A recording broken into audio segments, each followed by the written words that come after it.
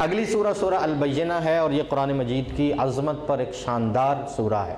اس میں دو گروہوں کا ذکر ہے، ناکام جو ہیں وہ کافر اور کامیاب جو ہیں وہ مومن، لیکن اسے عنوان دیا ہے البینہ۔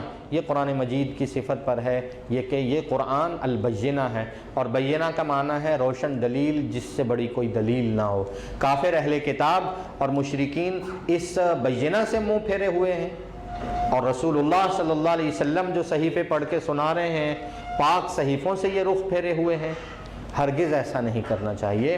اور اللہ جل جلالہ نے جن دو گروہوں کا ذکر کیا ہے وہ ہے آیت نمبر 6 اور 7 میں، فرمایا ان الذین کفروا من اہل الکتاب، جو مشرکین ہیں، کفار ہیں، اہل کتاب میں سے جو مشرک ہیں، اولئک ھم شر البریہ، اس گروہ کا نام ہے شر البریہ، کہ وہ مخلوق میں سب سے بدترین صفات کے حامل۔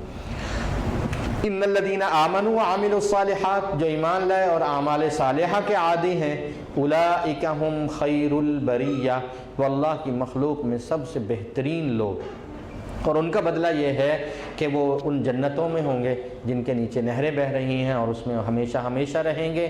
اور جنت میں اللہ جل جلالہ یہ مقام عطا فرمائیں گے کہ اللہ کہیں گے کہ اللہ ان سے راضی ہیں اور یہ اللہ سے راضی ہیں۔